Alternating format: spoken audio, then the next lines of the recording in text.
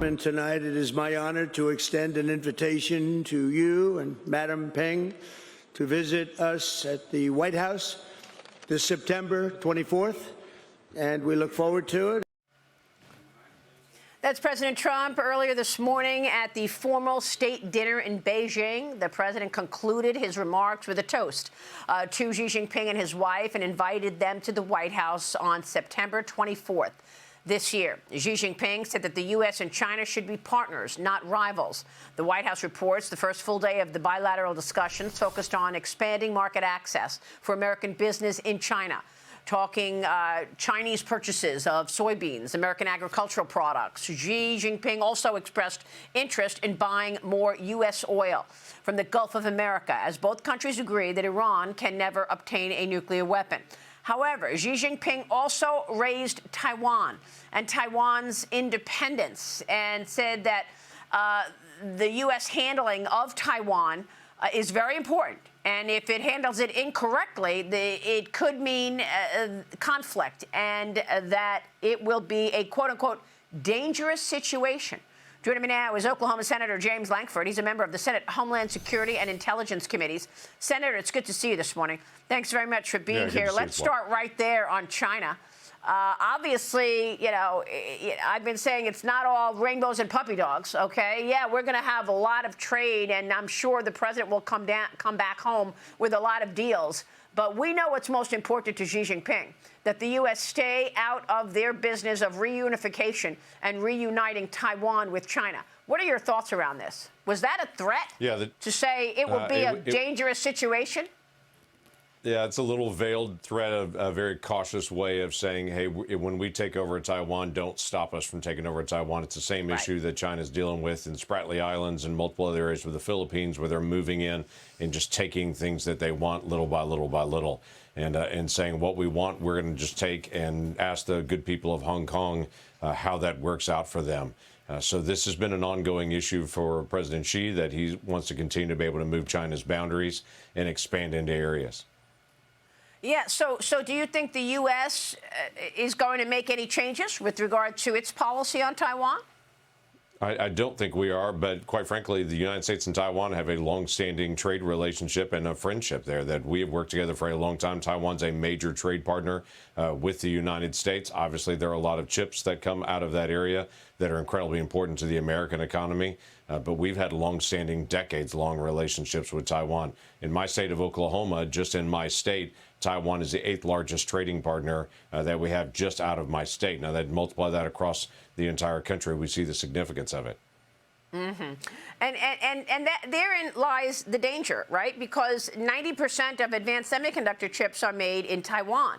So if China goes in and reunites Taiwan with China, then China's running 90% of the advanced semiconductors chips for the world. I mean, I know the president's trying to change that right now by getting more supply chains of semiconductor chips in the United States, but that's a dangerous place to be in, isn't it? That is a very dangerous place to be. We're talking, you couldn't buy an automobile, you couldn't buy a personal computer, you couldn't buy almost any piece of technology that's out there if China has total control over those semiconductor chips.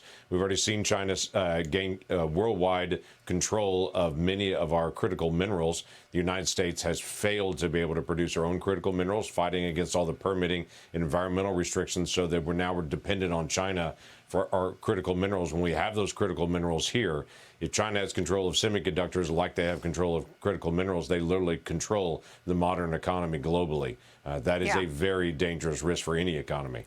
Which is why the president did a good job, a great job, by strengthening his hand going into this meeting by ensuring that the U.S. has oil production and is producing more oil and gas than Saudi Arabia and Russia combined, because now we've got that leverage. But we're going to keep focusing on that because I know how important it is. But I want to get your take on the reconciliation plans, because Republicans have put a focus on advancing the second reconciliation package, which is supposed to be slim or skinny, however you want to call it, funding immigration.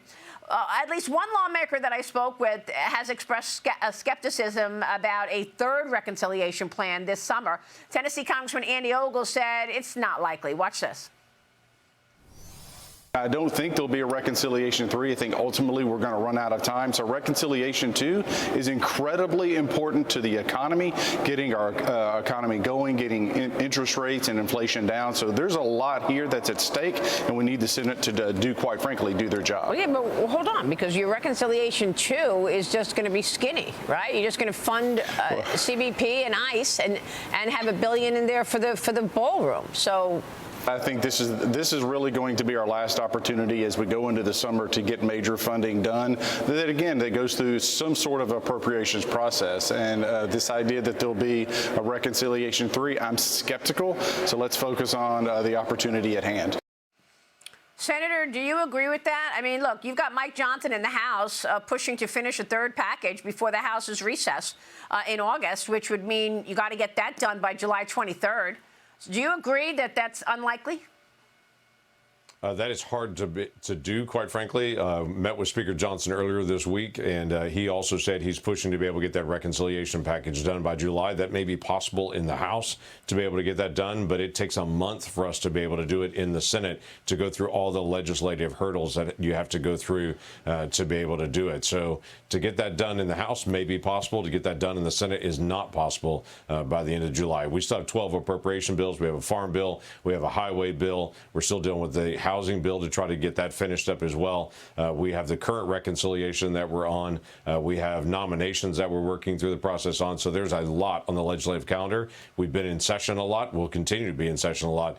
But just you start running the clock of how much time it takes to do each of these, and it makes it tougher and tougher. It is not impossible to do a reconciliation 3.0 in November and December. That is more likely, I believe, to be able to get it finished up there, because there are things that still need to be done. Well, thanks for the dose of reality. I mean, this is incredible, because it sounds to me like then you're going to have to use reconciliation for appropriations, which is unfortunate. You've got to actually use reconciliation just to fund what should have been funded a long time ago. Right. Enforcement, immigration enforcement. And then you've got all these other priorities that won't get done unless you keep the majority in the House and Senate in November. How likely is that? That is still very likely, actually, and you're correct. The reconciliation 2.0 that we're on right now is really safety and security is what it's about. We still do not have full funding for ICE and for CBP. I think people forget when we said we funded DHS, but we funded DHS except for ICE and CBP. Now, they're still getting paid. They're still in basic operations, but we've got to get them funded. And what this does, it funds for the next 3 years for all of that and takes that off the table in future fights. So it is very important that we get this finished, and we get it finished right now. Real quick on Kevin Warsh, you're expecting him to take over at the Federal Reserve at the end of this week. Is that the plan, since now the Senate confirmed him? He is confirmed. He is in place and ready to go. He can start moving in the office and start getting ready for everything. He's got to work with the rest of the governors. Everybody forgets that just because you're that point person doesn't mean that you can just do whatever you want to. He's still got to work with that same board to be able to move them in the direction that he feels like is the most important direction for the future of our economy. All right, Senator, a lot going on. We so appreciate your time. Any other priorities from your standpoint right now? Well, there are a lot of priorities. I just encourage folks to be able to pray for America as we're working through all the things, because, again, 12 appropriation bills, this reconciliation bill moving, farm bill has got to move. We've got a lot of things dealing with transportation funding, plus we have the ongoing war in Iran. There are a lot of challenges that are out there, so just keep praying for the nation. And you didn't even mention the Clarity Act, which is another thing we're watching. Senator, thank you. That's another one. Senator James Lankford. We'll see you soon, sir. Thank you. Thanks.